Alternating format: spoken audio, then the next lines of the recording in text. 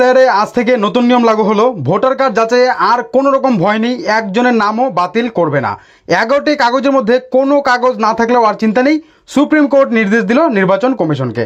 11টা যে কাগজ জারি করেছিল নির্বাচন কমিশন, সেখান থেকে যদি আপনার কাছে একটাও না থাকে তাহলে এই ভিডিওটা আপনার জন্য অত্যন্ত গুরুত্বপূর্ণ হতে চলেছে। অবশ্যই ভিডিওটিকে লাস্ট অবধি কন্টিনিউ করবেন, অন্যদের শেয়ার করে জানানোর চেষ্টা করবেন। একজনের নামও বাতিল করতে পারবে না ভোটার কার্ড যাচাইয়ে সুপ্রিম কোর্ট নির্দেশ দিল নির্বাচন কমিশনকে। তো সেটা জানাবো এবং আপনার কি লাভ, তো সমস্ত জানাতে আজকের ভিডিও অবশ্যই লাস্ট অবধি দেখবেন, অন্যদের শেয়ার করে জানানোর চেষ্টা করবেন। দেখুন বন্ধুরা, SIR voter list case new rules Supreme court.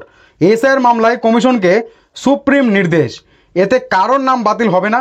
কি কি জানালো সুপ্রিম কোর্টের মামলায়, ঠিক আছে? এতে কি কারোর নাম তাহলে বাতিল হবে না? সুপ্রিম কোর্ট কি জানিয়েছে মামলাতে? বিশেষ নিবিড় সমীক্ষার পরে খসড়া ভোটার তালিকা থেকে বিহারের যে 65 লাখ মানুষের নাম বাদ পড়েছে তাদের নাম প্রকাশ করার জন্য নির্বাচন কমিশনকে নির্দেশ দিল সুপ্রিম কোর্ট। এবার পশ্চিমবঙ্গে যখন হবে তখনও কিন্তু বাতিল হবে। তো সেই ক্ষেত্রে প্রত্যেকটা আপডেট আপনাদের জেনে রাখা দরকার, আপনাদের কি করতে হবে এবং কি করলে আপনারা আপনাদের নাগরিকত্ব বাঁচাতে পারবেন, যেন, কারণ আপনি তো যোগ্য, যদি কোনো রকম কোনো সমস্যা হয়ে যায় তাহলে কি হবে, তাই আপনাদের জেনে রাখা দরকার। তাদের নাম প্রকাশ করার জন্য নির্বাচন কমিশনকে নির্দেশ দিয়েছে সুপ্রিম কোর্ট। শুধু তাই নয়, কি কারণে তাদের নাম কেটে দেওয়া হয়েছে সেটাও জেলাভিত্তিক তালিকায় উল্লেখ করতে হবে। উল্লেখ্য, গত 1 আগস্ট বিহারে খসড়া ভোটার তালিকা প্রকাশ করা হয়েছিল। তাদের ভোটার কার্ডের লিস্টে নাম উঠে গেছে এবং তাদের কোনো রকম চিন্তা নেই, বা যাদের উঠেনি তাদের লিস্ট প্রকাশিত করতে বলেছে। এবং কেন? বিহারে চলতি বছরের শেষের দিকে বিধানসভা নির্বাচন আছে। নির্বাচনের আগে বিহারে বিশেষ নিবিড় সমীক্ষা করা নিয়ে সুপ্রিম কোর্টে একগুচ্ছ মামলা দায়ের করা হয়। শুধু তাই নয়, বিষয়টি নিয়ে দেশ জুড়ে রীতিমতো রাজনৈতিক তরজা চলছে। আর নির্বাচন কমিশন 11টা ডকুমেন্ট কথা বলছে, সেখান থেকে একটা ডকুমেন্ট দিতেই হবে। এবার যে আপডেটে এসেছে সেক্ষেত্রে আপনার যদি বাতিল হয়ে যায় চিন্তা নেই, 11টা ডকুমেন্টের মধ্যে একটাও যদি আপনার কাছে না থাকে, আপনার কাছে আধার কার্ড তো রয়েছে, সেটা দিয়ে হবে। এই নিয়ে কিন্তু আপডেট চলে এসেছে আরও একবার আপনাদের জন্য, যা এই ভিডিওতে আপনারা জেনে নিতে পারবেন। দেখুন, তার মধ্যে বৃহস্পতিবার সেই মামলার শুনানিতে প্রতিটি জেলার নির্বাচনী আধিকারিকের ওয়েবসাইটে সেই তালিকা প্রকাশের নির্দেশ দিয়েছে সুপ্রিম কোর্ট, ঠিক আছে? সেই সঙ্গে শীর্ষ আদালতের বিচারপতি সূর্যকান্ত এবং বিচারপতি জয়মাল্য বাগচির ডিভিশন বেঞ্চ নির্দেশ দিয়েছেন সেই তথ্য দেখাতে হবে বিহারের মুখ্য নির্বাচনী দপ্তরের ওয়েবসাইটও। আর ভোটার কার্ডের নম্বর দিয়ে তথ্য খোঁজার বন্দোবস্ত করতে হবে, ঠিক আছে? মানে যে পিডিএফটা দেবে সেখানে ভোটার কার্ডের নাম্বার দিয়ে যেন তার নামটা খুঁজে বের করতে পারে, সেই ব্যবস্থাটাও করে দিতে হবে নির্বাচন কমিশনকে। সাধারণ মানুষের সুবিধার্থে পঞ্চায়েত অফিস বা বিডিও অফিসে সেই তালিকা টাঙানোর নির্দেশও দেওয়া হয়েছে, সেই বিষয়টির প্রচারও করতে হবে সংবাদ মাধ্যমে। তো এতক্ষণ কিন্তু আমরা জানলাম কি ভোটার কার্ড যে বাতিল হয়েছে তা নিয়ে কি কি করতে হবে নির্বাচন কমিশনকে, সেটা।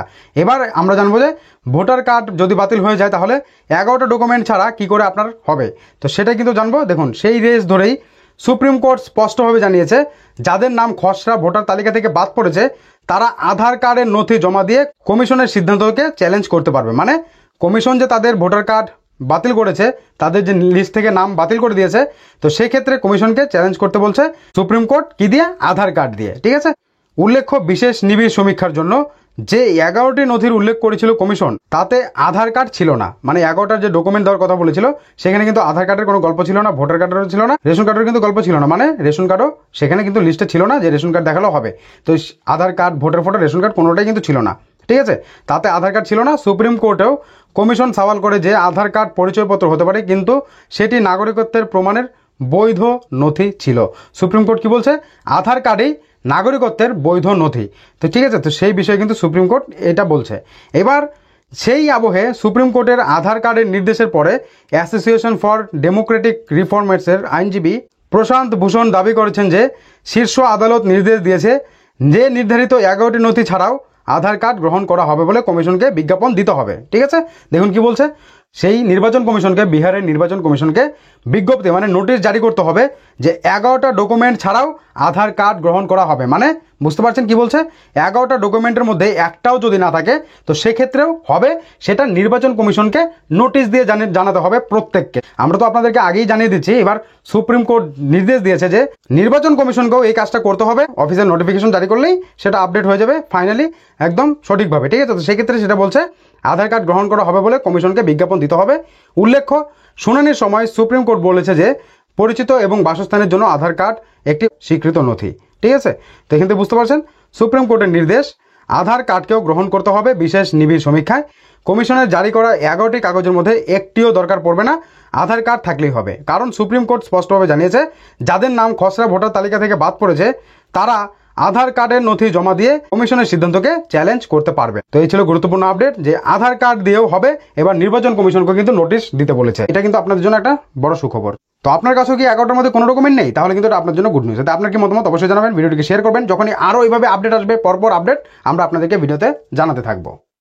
এসআইআর আজ থেকে নতুন নিয়ম লাগু হলো। ভোটার কার্ড যাচাইয়ে আর